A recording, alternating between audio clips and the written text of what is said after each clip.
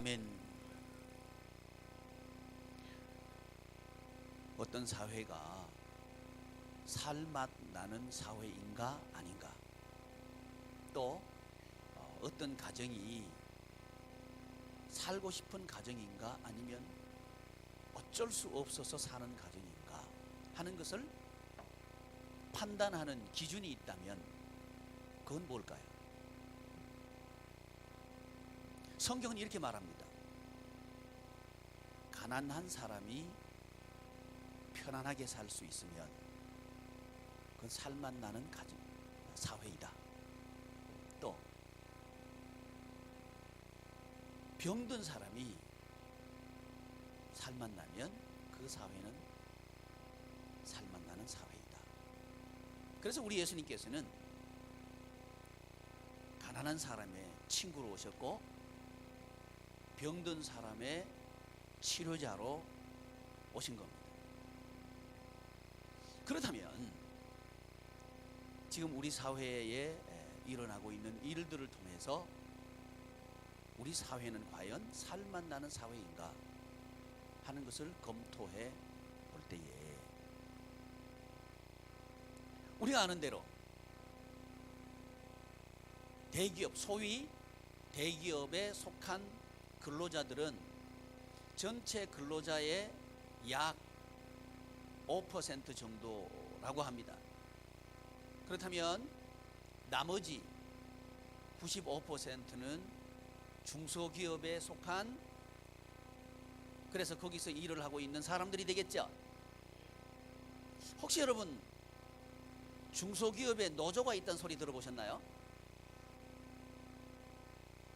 대부분은 대기업에 노조가 있을 겁니다. 그리고 지금 노동조합이 대변하고 있는 건 누구의 이야기를 대변하고 있는 걸까요? 대기업에 속한 사람들의 요구를 대변하고 있겠죠. 누구의 얘기와는 상관없어요.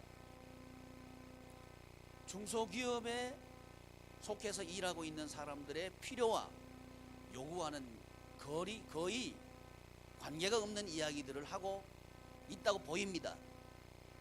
그렇다면 최소한 제 상식으로 제가 알고 있는 대기업의 근로자들이 받는 임금은 최소한 한 300에서 아주 미니멈 초임 들어가면 한 200 후반 정도에서 300 초반이 되고, 조금만 더 있으면 500만 정도 금방 넘어가요. 그리고 좀 오래 있었다 그러면 7, 800은 넘어갑니다. 그리고 연봉이 거의 1억에 가까운 사람들이 그 사람들이라고 나는 보고 있습니다. 혹시 제가 잘못 봤나요? 근데 그 사람들은 지금 더 올려달라 그러죠? 나쁘다는 얘기 아닙니다. 그렇다면 중소기업에 속해 있는 사람들의 임금은 보통 한 달에 얼마 받을까요? 제가 몇 주 전에 상위 10%의 소득하고 하위 10%의 소득 격차가 대충 얼마나 난다고 그랬죠? 예, 감사합니다. 다시 이야기해도 되겠군요. 약 7배, 4.7배, 4.7배나 차이가 난다는 거죠. 그러니까 하위 10%가 100만 원 받을 때 상위 10%는 470만 원에서 500만 원 받는다는 얘기죠. 여러분, 그렇다면 이 사회가 살맛 나는 사회가 되려고 하면 누가 살맛 나는 구조가 되어야 살맛 나는 사회가 될까요? 하위 10%가 살고 싶은 대한민국이 되면 되겠죠. 살고 싶은 사회가 되면 되겠죠. 예를 들면 하위 10%의 소득은 141만 원으로 제가 기억하고 있습니다. 140만 원 정도 받으시는 분이, 그리고 그 가게를 꾸려나가고 그 가정을 꾸려나갈 때 그 가정이 이만하면 살만해, 그런 구조를 만든다면 우리 사회는 괜찮죠. 그런 사회가 되겠다는 거죠. 근데 우리를 허탈하게 만들고, 우리를 공허하게 만들고, 우리를 혼돈스럽게 만들고, 와, 이게 살아야 되는가 하고 희망을 빼앗아버리는 일들이 너무 많이 일어난다는 거예요. 그리고 그 모습에 대해서 어찌할 수 없는 그런 구조가 우리 사회의 구조가 아닌가, 그렇게 보이는 거죠. 자, 그렇다면 성경은 뭐라고 말씀하시느냐 하면, 이 사회는 교회의 거울이다, 이렇게 말합니다. 이 사회에서 일어나고 있는 현상은 바로 교회의 모습이다, 이렇게 성경은 말하고 있습니다. 그렇다면 오늘 교회에 나와 있는 우리들의 모습이 꼭 이와 같다는 거죠. 왜냐하면 우리 한 사람 한 사람은 교회니까요. 우리의 모습이 그렇다는 거죠. 그러니까 우리가 기대하는 것은 뭐냐면 상위 1%가 되는 걸 기대하죠. 우리가 벗어나고 싶은 건 뭐예요? 하위 10%를 벗어나고 싶은 거죠. 이게 우리의 모습이라고 하는 거죠. 그러니까 우리들이 교회는 나오지만, 몸은 여기 예배당에 갖다 놨지만 우리의 삶은 그리 살고 싶지 않다는 거죠. 바꾸고 싶지만 바꾸어지지 않는다는 거죠. 여기에 문제가 있습니다. 지금까지 저는 사회를 통해서 우리를 진단했습니다. 진단했다고 하면 그 대안은 무엇일까요? 그 대안을 우리는 오신 예수 그리스도에서 그 대안을 찾기를 원하는 거죠. 그리고 해마다 성탄절은 돌아옵니다. 그러나 오늘 2016년 이 성탄절이 정말 우리 인생의 답을 찾는 그런 성탄절이 되기를 축복합니다. 그 대안은 하나님의 나라 체제가 우리 교회에 이루어지는 거죠. 왜 그런 거 아니? 이 세상의 구조는 오늘은 결과를, 우리가 이번 주간에는 결과를 통해서 우리의 영성 훈련을 할 텐데요. 이 세상의 구조는 그 결과가 세 가지로 나타난다는 겁니다. 하나는 뭐냐 하면 살수록 공허해진다는 겁니다. 살면 살수록 텅 비어간다는 거예요. 마음도 비어가고, 돈도 비어가고, 몸도 비어가고, 인간관계도 비어가고, 점점 살면 살수록 곁에서 사람은 떠나가고, 살면 살수록 돈벌이는 되지 않고, 살면 살수록 살고 싶은 마음도 사라지고, 이렇게 텅 비게 만드는 결과를 가지고 오는 것이 세상 체제가 가져다주는 결과라고 하는 겁니다. 지금까지 우리는 이 세상에 두 가지 체제가 있음을 배웠습니다. 하나는 뭐냐 하면 천국 생활을 하게 하는 체제 이고요, 다른 하나는 지옥 생활을 하게 하는 구조, 이 두 가지 구조가 이 세상을 지배하고 있는 구조이다 하는 것을 배워왔습니다. 그리고 그 구조들을 만들어가는 요소들을 5가지에 대해서 지금까지 살펴왔고, 오늘은 그 마지막 6번째 결과를 통해서 과연 그렇다면 우리는 어떤 결과를 위해서 살아가야 할 것인가 하는 것을 배우려고 하는 거죠. 이 결과를 우리가 생각하면 이 마당에 우리는 오신 예수님, 예수 그리스도를 통해서 우리 인생의 결과를 한번 더듬어 보려고 하는 거죠. 이러려고 하면 우리의 삶의 현장을 먼저 진단해야 되겠기 때문에 오늘 우리의 현실을 통해서 우리 자신을 진단해 봤습니다. 아마 그럴 겁니다. 우리는 열심히 살았지만 점점 우리가 공허해지는 것을 우리가 느끼게 됩니다. 또 하나의 결과는 뭐냐 하면 혼란스럽다는 겁니다. 살면 살수록 인생이 정돈되는 게 아니고 자꾸만 인생에 꼬여가서 실타래가 얽힌 것처럼 어디서부터 내 인생을 풀어야 할지 이렇게 얽혀서 도대체 혼란스럽다는 거죠. 사람, 인간관계를 봐도 혼란스럽다는 거죠. 야, 저 사람은 믿을 만한 사람이야 하고 그 사람을 믿어봤는데 실망을 하는 거예요. 야, 저 일은 내 인생을 보장해 줄 거야, 저 일만 되면 될 것 같아 하고 그 일에 매달렸는데 그 일마저도 우리를 실망시켜 버린다는 거죠. 그래서 이 일을 하면 되는 거야? 아니야, 다른 일을 해봐야 되겠지. 다른 일을 준비해서 또 열심히 했어요. 근데 그 일도 또한 우리 인생을 또 한 번 얽어버리고, 이 일을 옮겨서 할 때마다 우리의 인생은 얽혀버린다는 거죠. 인간관계도 얽혀버리고 경제 문제도 얽혀버리고 이렇게 얽혀서 혼란스럽다는 거죠. 살면 살수록 혼란스러운 게 세상의 구조라고 하는 거지. 가장 단순하고 가장 편안한 때가 언젠가 어린아이 때죠. 아닌가요? 맞으면 아멘 크게. 예, 좀 반응을 해야, 리액션 반응을 해야 내가 설교할 맛이 날 거 아니에요. 예, 그래도 아멘 안 하는 거 아주 간이 큽니다. 그래서요, 살면 살수록 얽혀가고 있는 거예요. 우리는 언제를 그리워해요? 아, 옛날이요. 옛날을 그리워하는 거예요. 왜 그래요? 지금이 너무 혼란스러운 거예요. 야, 이거 되는 거야, 안 되는 거야? 야, 이 사람 정말 믿을 만한 사람이야, 아닌 거야? 일해야 되는 거야, 하면 안 되는 거야? 너무 혼란스러운 거예요. 그래서 우리는 두려운 거죠. 사람이 두렵고 일하는 게 겁나고 그런 거죠.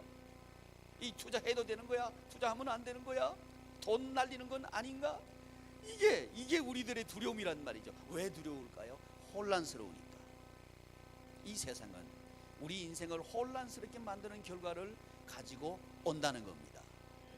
또 하나 결과는 뭐냐 하면 빛이 보이지 않는다는 거예요. 아무리 혼란스러워도요, 가능성만 있으면 우리는 살맛이 나요.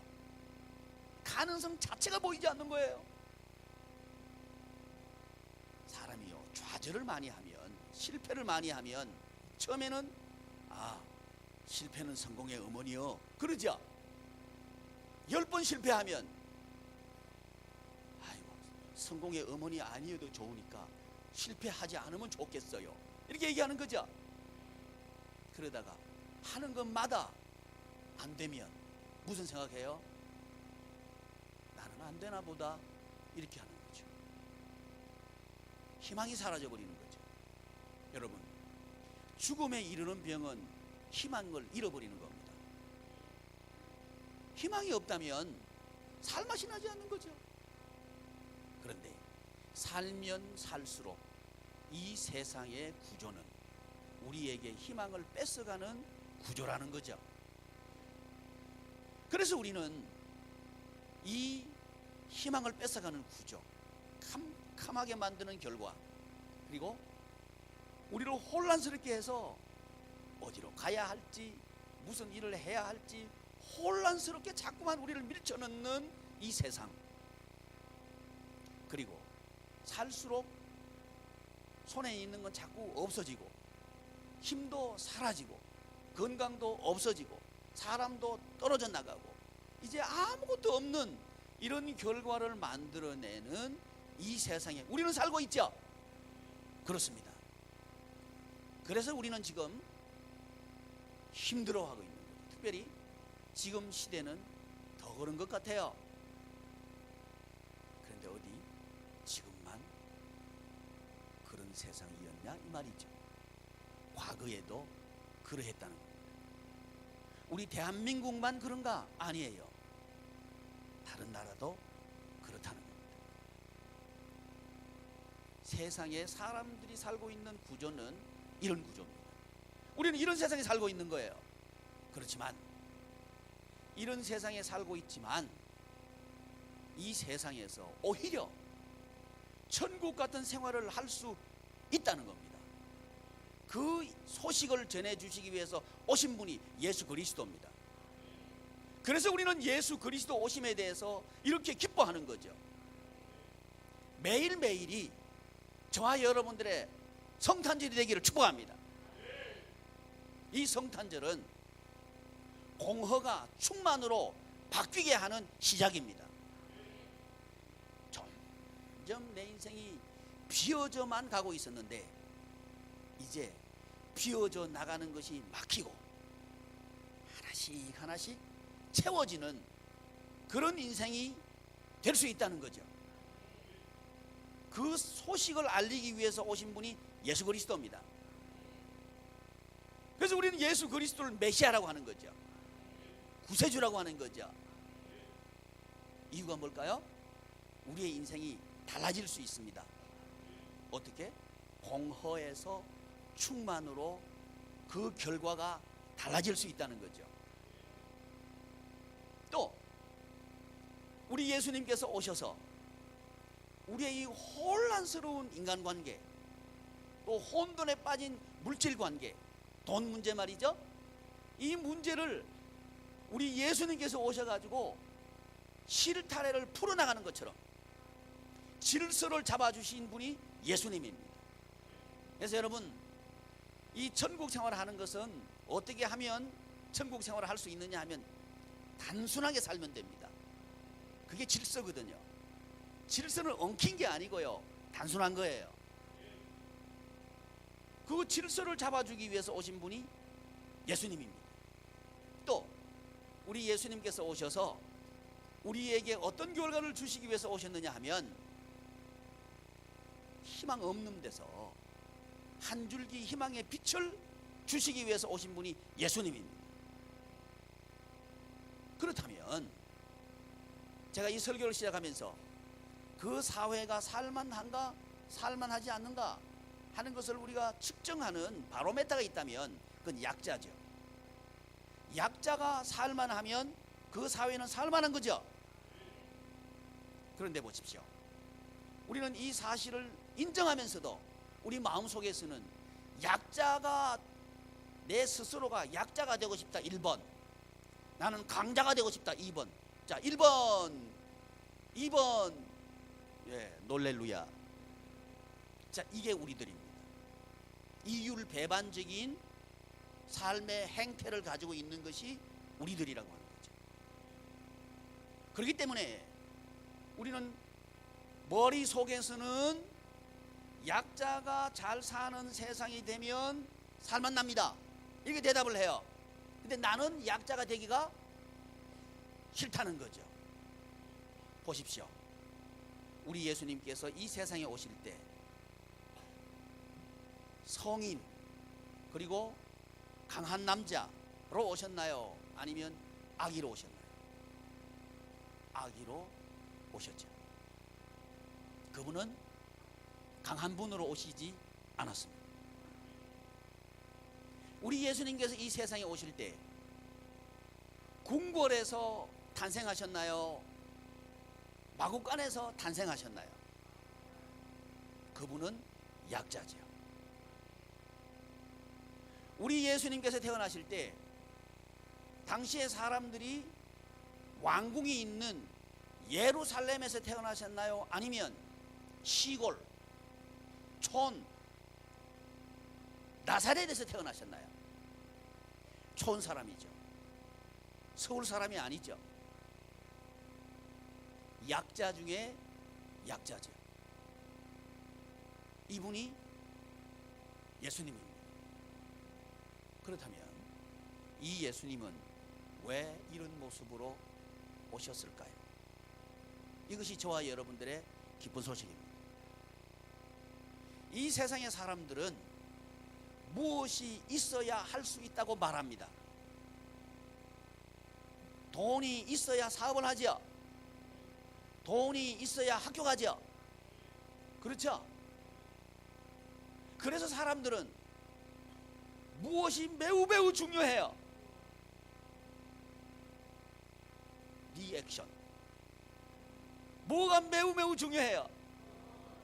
예, 그래야 이게 설교가 되는 거예요. 제가 설교하다가 여러분이 반응을 안 하면 내가 잘못 얘기했는가 싶어서 가슴이 두근두근 그래요. 그러면 제 설교가 잘 안 되거든요. 제 가슴이 아주 새 가슴이에요. 그래서 반응을 잘 해주시면 생각이 안 나는 것도 생각이 나요. 예, 이렇게 하시면 제가 잘하는가 보다. 또 착각도 잘해요. 오케이. 그래서 우리 예수님께서 태어나실 때 왜 이런 모습으로 태어나신다 이 말이죠. 기왕이면 강한 분으로 태어나셔가지고 저 로마 정권을 무너뜨려버리는 그런 위대한 인물로 태어나면 좋을 것 같은데 우리 예수님께서는 아기로 태어나시고, 우리 예수님께서 왕궁에 태어나셔가지고 마차를 몰고 행진하면서 이렇게 통치하는 그분으로 오시면 좋겠는데 마차 끌고 가는 소 마구간에 말 마구간에 거기서 태어나신단 말이죠. 볼품이 없단 말입니다. 근데 그분은 이렇게 말합니다. 나는 볼품 없는 사람의 친구다. 이렇게 말합니다. 할렐루야. 그분은 이렇게 말합니다. 나는 가난한 사람의 친구다. 이렇게 말씀하십니다. 그러면서 이분이 오셔서 그 사회를 종과 주인이 엄격하게 구분되어 있고, 또 종과 주인은 한 자리에 같이 앉을 수도 없는, 같이 앉아서 밥을 먹을 수도 없고 같이 앉아서 대화를 할 수도 없는 그런 사회에 우리 예수님께서 오셨는데 어떤 모습으로 오셨는가? 종의 모습으로 오셨다는 거예요. 나는 종의 종이다. 이렇게 스스로를 소개하시는 분이 예수님이셔요. 근데 놀라운 일이 벌어집니다. 이 예수님께서 오셔서 하신 일은 뭐냐 하면 주인이 종을 보고 형제여 이렇게 부를 수 있도록 사회를 바꿉니다. 할렐루야. 이 사회 살만나겠죠. 그 당시에 예수님께서 오시기 전에 그 사회는 여성들에게 굉장히 미안합니다. 여성들은 숫자에 치지도 않았습니다. 뭐가 아니라고요? 네, 미안합니다. 그런데 말이죠, 우리 예수님께서 오셔서 그 여인들을 남성과 같은 위치로 올려놓습니다. 이렇게 체제를 바꿉니다. 왜? 남자들 기분 나쁜가요? 기분 좋죠? 여성들 기분 좋죠? 네, 소리가 다를 줄 알았어요. 이렇게 체제를 바꾸시는 분, 그분이 예수님이셔요. 눌린 사람들, 이 세상에 어디 눌리지 않은 사람들이 있을까요? 여러분, 있다고 생각하는 사람도 눌려 있습니다. 여러분, 그거 아셔야 돼요. 지금 이 사회를 떠들썩하게 하고 있는 그 이슈들, 거기 보면요, 두 가지로 딱 나누어져요. 있는 자와 없는 자, 가진 자와 가지지 못한 자, 이게 두 가지가 딱 나누어져요. 근데 저는 그 두 계층에 속한 모든 사람들을 봅니다. 그리고 모두가 정말 불쌍하다 하는 생각을 저는 갖습니다. 왜 그럴까요? 그분들에게 예수 그리스도가 없습니다. 그 말은 참 희망이 없다는 겁니다. 재산을 빼돌려서 축적하면 뭐 할 거예요? 희망이 없습니다. 왜? 참된 희망은 예수 그리스도입니다. 예수 그리스도를 만날 때에 참된 희망을 우리는 비로소 마음속에 품을 수 있습니다. 그게 결과라는 거죠. 그러나 사람들은 이 소식을 들었지만 알아듣지를 못했어요. 영접하지를 않았어요. 그래서 우리 예수님께서 이 세상에 오셨을 때에 빛이 어둠에 빛이 돼 어둠이 깨닫지 못하더라, 이렇게 말씀하신 거예요. 근데 그 모습은 예수님 당시의 성도들의 모습 뿐이겠습니까? 아니면 오늘 우리들의 모습이기도 합니까? 저는 이 말씀을 묵상하면서 우리 성도들의 모습이기도 합니다, 이렇게 고백할 수밖에 없었습니다. 그러나 여러분, 이 묵상의 한 자락에서 제가 희망의 한 줄기 희망의 빛을 잡을 수 있었던 것은 뭐냐 하면 바로 예수님께서 우리를 위해서 오셨다는 사실 때문에 그렇습니다. 그리고 억눌린 사람의 친구라고 말씀하시는 그 한마디가 우리 성도님들의 친구로 예수님께서 오셨구나, 이 사실이 저를 위로했습니다. 사랑하는 지체 여러분, 예수 그리스도 그분은 흑암에서 우리를 빛으로 인도하는 그분입니다. 이렇게 우리 예수님께서는 구유에서 그리고 나사렛에서 그리고 어린아이로 태어나셨는데, 그런데 그분은 로마를 정복합니다. 로마의 군사들은 예수님을 십자가에 처형합니다. 그러면서 우리가 이겼다 이렇게 선포해요. 그러나 그 선포는 그리 오래가지 못합니다. 사흘 뒤에 무덤은 깨어집니다. 그리고 그 무덤에 있던 예수님은 부활하십니다. 이것이 역사적인 사실입니다. 어린 예수님이 그 막강한 로마 제국을 이깁니다. 이 사실에서 우리는 우리 성도님들이 이 무시무시한 세상을 이긴다는 사실을 확인했습니다. 사랑하는 지체 여러분, 우리는 예수님께서 십자가에 처형당하시고 무덤에 묻히신 그 3일이 전부가 아니란 사실을 깨닫기를 바랍니다. 오히려 부활을 위한 위대한 3일임을 믿으십시오.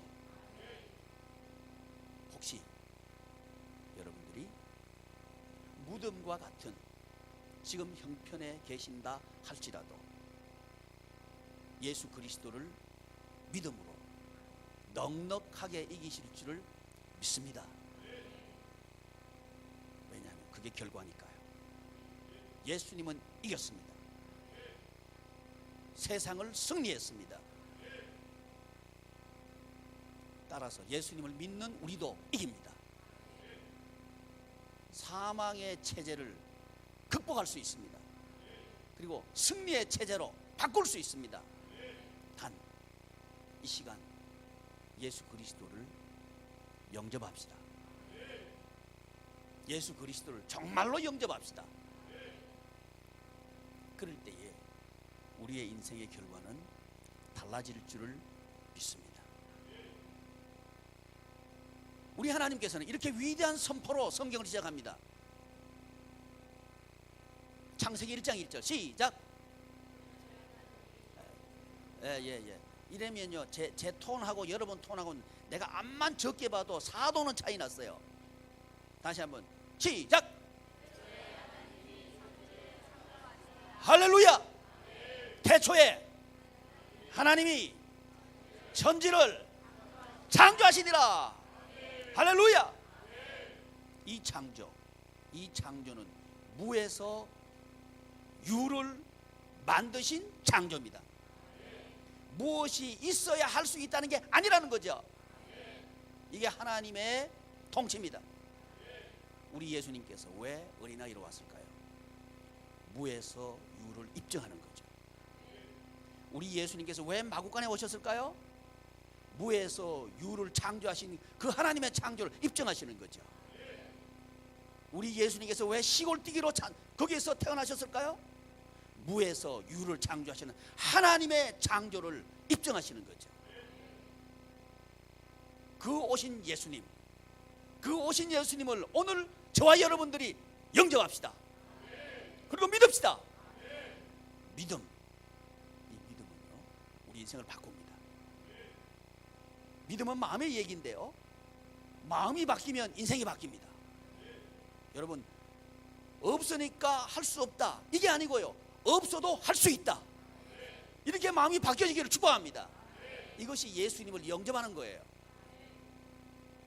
사람들이 내 곁을 떠나버렸으니까 나는 할 수 없다, 그게 아니고 사람들이 아무도 없어도 나는 할 수 있다, 이것이 예수님을 영접하는 겁니다. 무에서 유를 믿는 거죠. 이 사실을 입증하신 것이 예수님께서 오신 모습입니다. 첫 번째, 우리가 꼭 기억해야 될 것, 무에서 유를 창조하신 예수 그리스도를 믿읍시다. 이것이 혼돈에서 질서, 공허에서 충만, 그리고 흑암에서 빛으로 결과를 맺도록 하는 중요한 요소입니다. 첫째, 뭘 믿자고요? 무에서 유를 창조하시는 예수 그리스도를 믿읍시다. 그분은 아무것도 없는 데서, 그분의 평생은요 아무것도 없는 데서 다 만들어내신 분이에요. 예수님을 믿는 우리들도 이렇게 할 수 있습니다. 아멘이 왜 시들어가나요? 이렇게 할 수 있습니다. 아멘! 할 수 있습니다. 어떻게 할 수 있습니다? 예수 그리스도의 십자가, 십자가로 이 일을 해냈습니다. 여러분, 십자가는 결코 약하지 않습니다. 십자가는 결코 어리석지 않습니다. 오히려 십자가는 모든 것을 이기는 강력입니다. 모든 흑암을 빛으로 바꿔버리는 능력입니다. 이게 예수님의 십자가예요. 그것을 사역이라고 말합니다. 예수님께서 무엇으로 극복하셨고 무엇으로 이기셨는가? 십자가로 이겼습니다. 그러나 여러분 기억하십시오. 사람들이 볼 때에 예수 그리스도의 십자가는 실패입니다. 그리고 어리석은 모습입니다. 그리고 실패한 겁니다. 그러나 실상은 실패가 아니라 성공입니다. 실상은 약한 게 아니라 강함입니다. 예수 그리스도께서 하신 일을 하나님께서는 우리로 하게 하셨습니다. 그것이 사역입니다. 예수 그리스도께서 하신 일을 하면 우리 인생이 성공할 수 있다, 이 말을 할 때에, 그리고 이 말씀을 들을 때에 매우 비현실적인 말로 들릴 겁니다. 그리고 매우 어리석은 말로 들릴 겁니다. 마치 예수 그리스도께서 십자가를 지신 것이 미련하게 보인 것처럼 말이죠. 그러나 예수님께서는 이겼습니다. 예수님을 승리하게 하신 우리 하나님은 오늘 또 우리를 승리하게 하실 줄을 믿습니다. 이게 사망의 체제에 속해 있는 우리들이 이 세상에 살고 있지만 이 세상에 가져다주는 흑암, 혼돈, 공허를 승리할 수 있는 유일한 길임을 믿으십시오. 이 사실을 믿고 살아온 사람들은 모두가 승리했습니다. 목동이 왕이 됐습니다. 아무도 주목하지 않았습니다. 아버지마저도 그 아들을 외면했습니다. 그러나 하나님께서는 아무것도 없는 그 목동을 왕으로 등극시켰습니다. 혹시 여러분은 아무도 주목하지 않고 오히려 여러분을 모두가 밀쳐내서 이 세상 끝자락에 밀려났다 할지라도 여러분, 오신 예수님께서 승리하신 것처럼, 목동이 왕이 된 것처럼 하나님께서 우리를 들어서 쓰실 줄을 믿습니다. 그것이 무에서 유를 만든 사람들의 이야기입니다. 한 노예가 있습니다. 형제들도 다 그를 죽이려고 그랬어요. 억울하게 누명도 썼어요. 그러나 그 노예로 팔려간 요셉이가 그 애굽 대제국을 통치하는 총리가 됩니다. 무에서 유를 창조한 이야기입니다. 이 이야기는 바로 우리의 얘기입니다. 할렐루야. 이 예수 오심의 날, 이날에 예수님은 왜 오셨는가? 바로 우리를 요셉처럼 만들기 위해서 오셨다 하는 사실을 믿으십시오. 우리를 다윗처럼 세우기 위해서 오셨다 하는 사실을 믿으십시오. 그래서 소득의 격차가 4.7배 5배 난다고 분양할 게 아니라 우리의 모습을 돌아봅시다. 내 속에 예수 그리스도의 일이 있는가를 돌아봅시다. 그럴 때에 요셉이 아무리 어려움을 만나도 이 해몽은 하나님께 있습니다, 이렇게 말했던 것처럼 말이죠. 그리고 다윗이 아무리 자기 위기를 벗어날 수 있는 그런 절호의 찬스가 와도 하나님의 말씀을 어기는 게 아니라 하나님께서 금했다, 이렇게 말씀하신 하나님의 말씀을 붙잡고 살았던 다윗처럼 말이죠. 저와 여러분들이 하나님의 말씀을 붙잡고 살아갈 때에 하나님께서 우리를 통해서 세상을 바꿀 줄을 믿습니다. 아멘. 그 주인공이 우리 양림원 교우 여러분 되실 줄을 믿습니다. 아멘. 무엇을 통해서? 예수 그리스도의 일을 통해서 하나님께서는 일하신다는 얘기예요. 그러나 그 일을 사람들은 비웃을 겁니다. 그러나 비웃은 그 십자가가 바로 비웃는 그 사람을 구원하는 십자가가 될 겁니다. 할렐루야. 이런 원리로 우리는 우리의 가문과 가정을 다시 살려야 합니다. 이런 원리로 우리는 조국 대한민국을 다시 살려야 합니다. 할렐루야. 하나님의 나라 체제로 바꾸는 살아가는 주의 사람들 되기를 축복합니다. 무엇으로? 사역을 통해서 말이죠. 그럴 때에 하나님께서는 대제국 아수르, 북쪽 이스라엘을 멸망시킨 제국이죠. 대제국 바벨론, 남쪽 유다를 멸망시킨 역사적인 제국이죠. 그리고 바벨론을 이어서 페르시아, 그리고 페르시아의 뒤를 이어가지고 나온 로마 제국, 이 4대 제국을 멸망시킨 파워가 어디서 나왔냐? 예수 그리스도. 예수님은 언제 오셨는가? 로마 치하에 왔습니다. 이 로마의 무서운 제국의 힘을 우리 예수님은 십자가로 이겼습니다. 우리를 둘러싸고 있는 이 세상에 아무리 큰 힘이라도 우리는 이길 수 있습니다.